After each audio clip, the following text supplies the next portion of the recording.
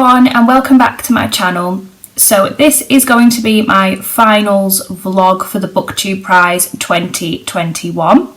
So I am judging the fiction round. So we obviously have the 6 finalists for the non-fiction round and the 6 finalists for the fiction round.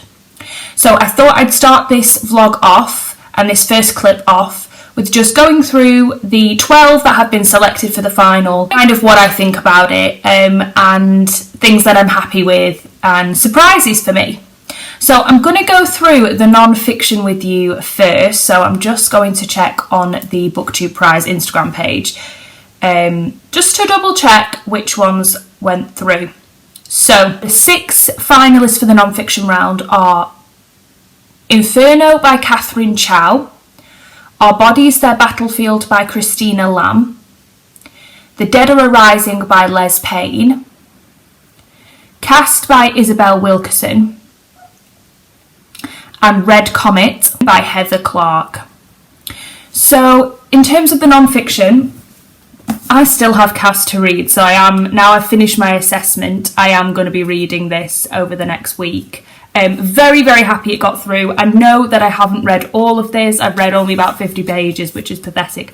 But this has had such good reviews by the Booktube community in general. Isabel Wilkerson is seen as an amazing non-fiction writer. The Warmth of Other Suns got a really great reception by the Booktube community and by other authors.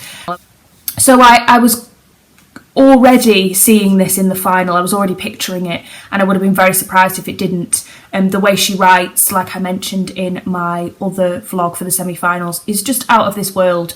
So I actually think this has a strong chance of winning the non-fiction title for the 2021 prize overall. I think it might be the winner, but we shall see.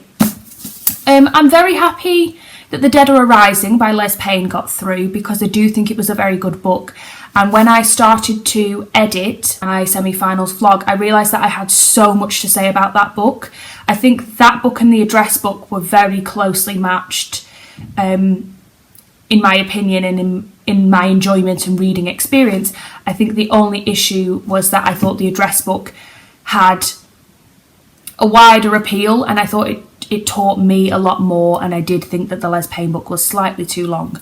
But when I was editing that video, I noticed how much I had to say and how interesting it was, and all the different cultural and historical nuggets that were in there as well. It was really informative. So I'm very happy. I really enjoyed the book. You know, it was a 4-star read. I did say in my vlog it was about a 3.5, but I think upon reflection it's a 3.5 4-star read, like the address book. So I thoroughly enjoyed it, and I'm happy for that book to have progressed. I am quite surprised that Our Bodies, Their Battlefield by Christina Lamb has gone through, because I just found it very difficult to get through that book. I described it as very, very bleak, and I felt like I was trudging through that book. Obviously other people found the merit in it. I think the topic choice by Christina Lamb is very important, and it is unique. I don't think many people have tackled that topic of rape in war and the impacts of that and what that means, and how it's gone unchecked historically and geographically all over the world. And it has kind of encouraged me to maybe pick it up and take it back out of the library again at some stage, because maybe, like I mentioned in my original vlog, it might just be right book, wrong time. But yeah, I was quite surprised that that one went through. I thought a lot of people would have picked the address book. But I'm happy with where my category ended up. Red Comet is not a surprise to me at all. It's one of the biggest books on the non-fiction list, but I do think that a lot of people were giving very complimentary feedback from that book. And I'm actually personally really interested in reading that book, because I'm really interested in the life of Sylvia Plath. I read The Bell Jar a few years back and was quite obsessed with that book for a while after I finished reading it. My favourite book of all time is The Virgin Suicides by Geoffrey Eugenides, and I feel like sometimes really dark books like that, written in a certain way, they get me hooked in a creepy kind of morbid way. But sometimes if the book is that good, even when it's that dark, it's got me and I'm in. And The Bell Jar did that for me. I know it's incredibly disturbing for a lot of people. It kind of blew me away. I was shocked by it. But yeah, it just stayed with me, and I think she's such a powerful person, and knowing about her backstory and her untimely death and her suicide and what happened and all the different things that were going on in that mind, I find her a fascinating individual. So I think that is very high on my TBR to read. I was surprised that The Promised Land didn't make it by Barack Obama, because again, that was getting really good feedback. But maybe Cast and Red Comet were just better. Oh, and I forgot to mention the other one that went through is After the Last Border by Jessica Gordo, and that one was a bit of a surprise because I've watched a few videos now where people didn't love that book, and I know that Unconditional Citizens was kind of similarly matched for quite a while with that book, but I'd be interested to read that one. That's also on my radar. So those are the 6 books. Sorry, I mentioned 5 and then just mentioned The Last Border now, but we'll just stick with it. And then I'll talk about the 6 that I am judging for the fiction finals. So that is The Death of Vivek O.J.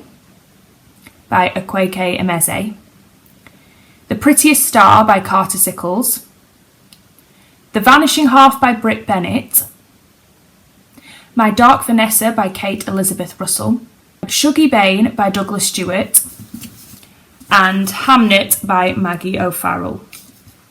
I'm really happy about this selection of 6. I read The Death of Vivek O.J. Maybe a year ago, around that time. I fell in love with that story. I think Vivek was an absolutely beautiful character, and that story was just special. It's a very slow book, but I think the payoff at the end was really good, and talking about culture and non-binary. That Vivek is a non-binary transgender character, and it discusses that in a lot of detail, and about LGBT relationships in a culture where it is not accepted. It's just a stunning story. I think it's really, really powerful. I've also read Shuggie Bain by Douglas Stewart. That was my favourite book, I think, of 2020. It's still with me now. I recently watched Between the Covers on BBC iPlayer, which is a kind of little book club in which celebrities read set books, and Shuggie Bain was one of them. And they were talking about how it stuck with them, and it brought all the feelings back of how intense and beautiful that book is. I absolutely loved Shuggie, and I was heartbroken for Shuggie, and it has had such a profound impact on me, that book, and I can remember it very clearly. I know a lot of people had issue with the vernacular, but since I've read that book, it has had such high esteem. It's been on prize lists, it's been talked about non-stop, and it has been heralded as amazing, which it definitely deserves. So I was so excited knowing that it was going to go on the 2021 Booktube list, and even more thrilled it's made it to the final, because it absolutely deserves to be there. So very, very happy about that. The Prettiest Star, I've heard some amazing things about. I know it's about the AIDS crisis, and it's about an individual who falls in love with somebody who contracts AIDS, but everybody has said how stunning that is. I have downloaded the ebook of that. I bought it on Kindle, and I'll be reading that very soon. I've read The Vanishing Half by Britt Bennett, again another book that I absolutely loved. I just thought it was incredible, the way it talks about colorism and these two twins who are both black, but one manages to pass as white and live in a white community, and the repercussions of that. I'm sure you've all heard about The Vanishing Half in excessive detail, because everyone's been obsessed with it for at least a year now. But thrilled to see it on the list. My Dark Vanessa, a book that I've been desperate to read for ages. I've heard people talking about it. I automatically have assumed it's a book I'm going to love, because of the content is very important at the moment about abuse of minors, and I read Notes on a Silencing in the last round, really enjoyed that, and I read Know My Name by Chanel Miller last year and really enjoyed that. And I've had it as an ebook for ages and just not got round to reading it, so now that's an excuse to get to read that book. I think it'll be heartbreaking, but I've heard such good things about it since it was released that I've really high hopes that I'll really enjoy that book, so happy to see that there. And finally, I've had Hamnet in physical form for a long time. Again, this is another book that I assume I will love. This is another book that's had unanimously rave reviews. People seem to absolutely love this book across all kinds of platforms on BookTube. Readers that read very different things have loved this. And I know it's roughly based on Shakespeare's son, Hamnet, but it's got nothing to do with Shakespeare. It's more focused on the children and his wife. So I'm really excited to get to this because I have high hopes for this as well. So I'm actually quite pleasantly surprised that all 6 titles I'm very happy are on the fiction finals list, but I'm also a little bit intimidated because every single one that I've read, and I've read 3 of the 6, I think. Yeah, I've read 3 of the 6, I absolutely loved. So if the other 3 I also love, then this is going to be a very hard judging round. But I'm really excited about it because I do think that these books are all beloved by so many people, every one of the 6. So I think as a judging team, we'll be thrilled with whoever manages to make it to the next round. So I feel like there's a lot less pressure because I think any of the 3 that I've read, I'd be happy to win. And any of the 3 I've not read, I might also be happy to win. So yeah, I'm quite excited. I think now, not having read 3 of the books, just the 3 I've read, I would love it to be Shuggie Bain because I absolutely was heartbroken, besotted, obsessed, chained to that book emotionally for a very long time. But I know people have loved Hamnet, and The Pretty Star has had some amazing reviews recently from vlogs that I've been watching, so we'll see. I also loved The Vanishing Half. Again, that's one I would really root for, but at the minute my heart's with Shuggie. So I'm going to start reading the other 3 books, and then obviously I can do this vlog and let you know, but I don't think it will be 2 vlogs at the minute. I think it will just be one straightforward one because I just have 3 other books to talk about. What I might do though in the next clip is I might go through the 3 I've read and just briefly give you a quick synopsis and rankings and rank the 3 I've read in their order of where they're going to sit, which you might already have an inkling of anyway, but and just briefly review them because it has been a while since I've read the 3 of them, rank them, and then go on to the next 3. So yeah, I'll do that in the next clip, so you look out for that, and then obviously I'll show you the 3 that I'm reading, rating and ranking. So I'll see you then. Hello everyone and welcome to the next clip. So this is just me recapping the 3 books on the fiction finals list that I have read. I apologise if you can hear the dryer and the washing machine in the background. This is just the easiest place to film at the minute, so I'm just going to try and go for it, and hopefully it's not too loud. So the 3 books that I have read on this list are Shuggie Bain, The Vanishing Half, and The Death of Vivek OJ. So I've just gone through my Goodreads and I gave them all incredibly high stars. So I think Shuggie Bain and The Vanishing Half I gave 5 out of 5 stars, and I think The Death of Vivek OJ was around 4.5, maybe a 5. So this is very difficult to rank actually, but I did mention in my first clip that Shuggie Bain would be number 1. So I think the way that the 3 books are going to rank is I'm going to have Shuggie Bain as number 1 at the moment, The Vanishing Half as number 2, and The Death of Vivek OJ as number 3. And then obviously as I read the other 3 books, I will let you know where they slot in. So Shuggie Bain is about a young boy in his teenagehood in working class Glasgow. He has a really intense relationship with his mum, who's an alcoholic. He's besotted with her. He's also coming to terms with his sexuality. He thinks he's homosexual and he's bullied at school a lot for it.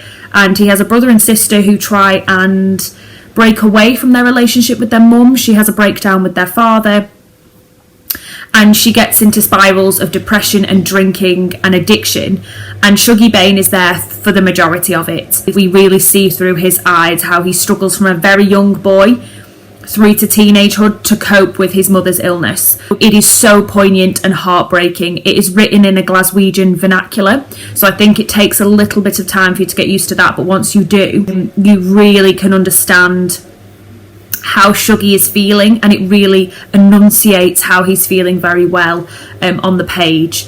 So I found it absolutely heartbreaking. I know so many people have loved this book. It is so hard to finish this book and not be affected by it. I know that most people have found it very distressing, and I think that's why some people haven't loved it, because it is a very bleak and depressing world.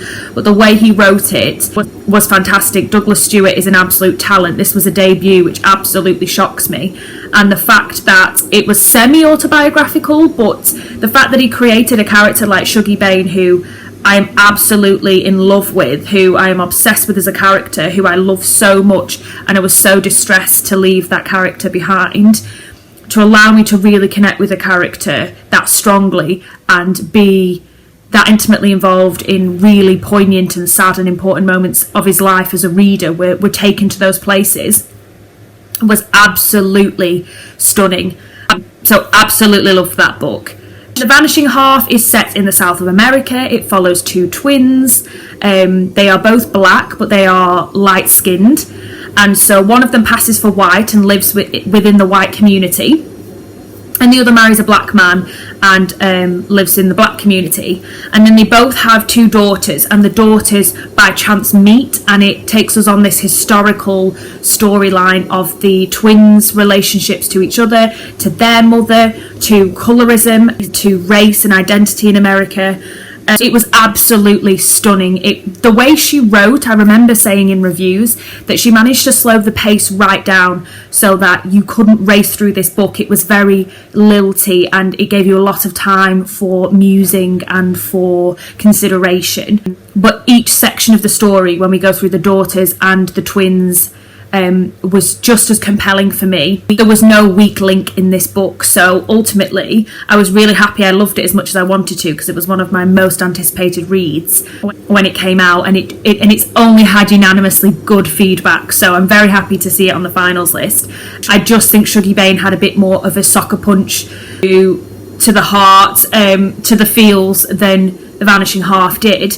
But I want to read Britt Bennett's The Mothers, which was her original debut, because that also has had really good feedback. But loved that, and I also gave that 5 out of 5 stars like Shuggy Bain, but I'm putting Shuggy Bain just slightly above.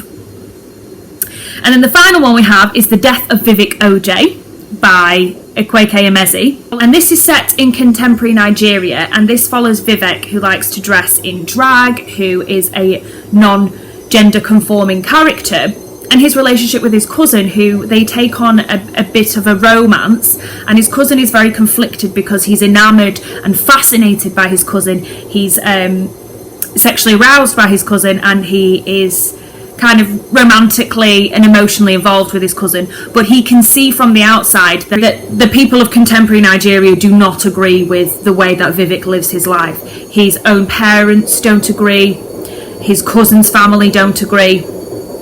So it's a bit of a conflict for the cousin, because he really wants to be with Vivek, but he knows that society will not allow it. And then we know quite early on that Vivek dies, because the book is called The Death of Vivek OJ, but we don't know how or why, and we learn a lot about him through his cousin's retelling of his beautiful spirit, his passionate personality, his larger-than-life energy. And really, Vivek reminded me a lot of Shuggy in some ways. They are perfectly formulated characters for you to fall in love with. Their vulnerability, their complexity, their gregarious energy, their unrelenting trust, and the growth of their own identity. Both of them are LGBT characters, and they come to terms with that status, but how they are still trusting and searching for love. Both of those characters just really want to be loved, and circumstances in both of those storylines stop the full fruition of that love that they're looking for, and that absolutely breaks my heart. And those characters really, it was a physical and an emotional reaction reading it. I felt really hurt that these characters were let down like they were. So there's a lot of parallels between the two of them. Absolutely loved this story. I really liked that discussion of race, culture, LGBT identity in the context of Nigeria. I like quite a lot of Nigerian fiction, and contemporary Nigerian fiction in particular. I read a lot of, but I really liked this LGBT conversation that went on and seeing how it differs. So we have working class Glasgow and LGBT issues in the Thatcher era, and then we have contemporary Nigeria and LGBT and transsexual and transgender and gender non-conforming issues in another story, but they both had similar issues that they were dealing with, which shows that culture, society, time period, all can play a role in how far we've come as a global society with dealing with things like LGBT rights. So I find LGBT fiction fascinating, and non-fiction as well, but I really seem to really connect with those characters. So this was fantastic. It was written beautifully. Vivek is a gorgeous, gorgeous character. So yeah, loved it. So those are the 3 books, and there are my rankings, and I will check in with you guys when I've read one of the next selection of books. So it will either be Hamnet, The Prettiest Star, or My Dark Vanessa. So I'll catch up with you guys then.